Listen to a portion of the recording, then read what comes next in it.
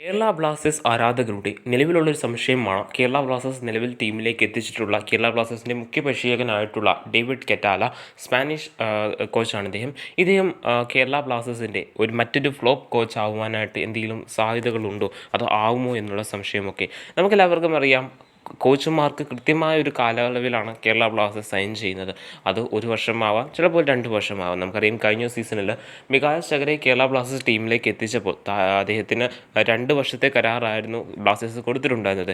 എങ്കിൽ പോലും സീസണിലെ മോശമായ പ്രകടനം കൊണ്ട് തന്നെ അദ്ദേഹത്തിൻ്റെ ആദ്യത്തെ സീസണിൻ്റെ, അതായത് പ്രഥമ സീസണിൻ്റെ ആദ്യ ഒരു പകുതിയിൽ വെച്ച് തന്നെ, അതായത് ഒരു 10-12 മത്സരങ്ങൾക്കുള്ളിൽ തന്നെ അദ്ദേഹത്തെ സാക്ക് ചെയ്യുന്ന ഒരു സിറ്റുവേഷനൊക്കെ നമ്മൾ കണ്ടിട്ടുണ്ടായിരുന്നു.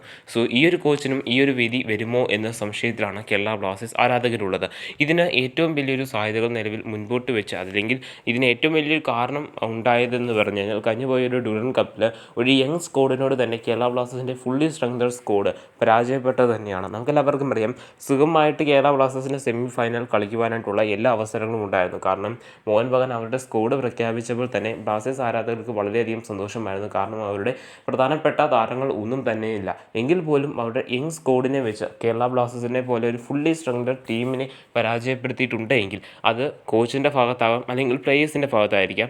ആരുടെ ഭാഗത്താണെങ്കിലും ബ്ലാസ്റ്റേഴ്സ് ടീമിൽ മോശം അല്ലെങ്കിൽ തെറ്റായിട്ടുള്ള ഒരു കാര്യം നടന്നിട്ടുണ്ട്, അല്ലെങ്കിൽ കൃത്യമായിട്ടൊരു എഫേർട്ട് അവിടെ ഇട്ടിട്ടില്ല എന്നൊരു കാര്യം നമുക്ക് മനസ്സിലാവുന്നതാണ്.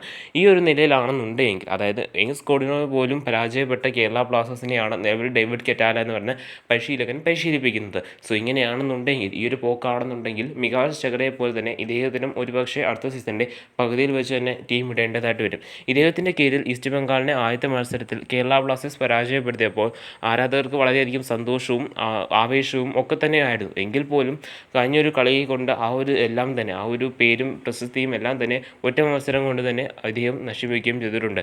ഇദ്ദേഹം കൃത്യമായിട്ട്, അതായത് മാർക്കസ് മെഗലാവ് ഒരു കാര്യം റിപ്പോർട്ട് ചെയ്തിട്ടുണ്ടായിരുന്നു. കോച്ച് ഡേവിഡ് കെറ്റാലയുടെ നോ നോൺസെൻസ് അപ്രോച്ച് ഒക്കെ കാരണം മാനേജ്മെൻറ്റ് കടുത്ത തീരുമാനങ്ങൾക്ക് ഒരുങ്ങുന്നു എന്ന തരത്തിലൊക്കെ തന്നെ. അത് പ്ലേയേഴ്സിൻ്റെ കാര്യത്തിലാവാം ഒരുപക്ഷെ. എങ്കിൽ പോലും ഈ പോക്കാണെന്നുണ്ടെങ്കിൽ കോച്ചിൻ്റെ മേലിലും, അതായത് കോച്ചിൻ്റെ കീഴിലും കോച്ചിൻ്റെ ഭാഗത്തു നിന്നുണ്ട് ഇനി തെറ്റുകൾ ഉണ്ടായാൽ പോലും മാനേജ്മെൻറ്റ് കടുത്ത തീരുമാനം എടുക്കുകയാണെന്നുണ്ടെങ്കിൽ ഇദ്ദേഹത്തിനും ഒരുപക്ഷെ മികായൽ ചഗരയുടെ ആ ഒരു സ്ഥിതിയിലേക്ക് തന്നെ പോകേണ്ടതായിട്ട് വരും. അങ്ങനെ പുതിയൊരു പരിശീലകന് വേണ്ടി വീണ്ടും ബ്ലാസ്റ്റേഴ്സ് തേടേണ്ടതായിട്ടും വരും. ഇതേ ഒരു കാര്യം തന്നെയാണ് കഴിഞ്ഞ 11 വർഷമായിട്ട് ക്ലബ്ബ് സ്റ്റാർട്ട് ചെയ്തപ്പോൾ തൊട്ട് ബ്ലാസ്റ്റേഴ്സ് ഫാൻസും ഒക്കെ തന്നെ കാണുന്നത്. എന്തായാലും വരാൻ പോകുന്ന മത്സരങ്ങളിൽ കേരള ബ്ലാസ്റ്റേഴ്സ് മികച്ച പ്രകടനം കാഴ്ചവെച്ചുകൊണ്ട് തന്നെ, അതായത് ഡേവിഡ് കെറ്റാലയുടെ കീഴിൽ തന്നെ കേരള ബ്ലാസ്റ്റേഴ്സിന് ആദ്യത്തെ കിരീടം നേടിയെടുക്കുവാനായിട്ട് സാധിക്കട്ടെ എന്ന് തന്നെ നമുക്ക് പ്രതീക്ഷിക്കാവുന്നതാണ്.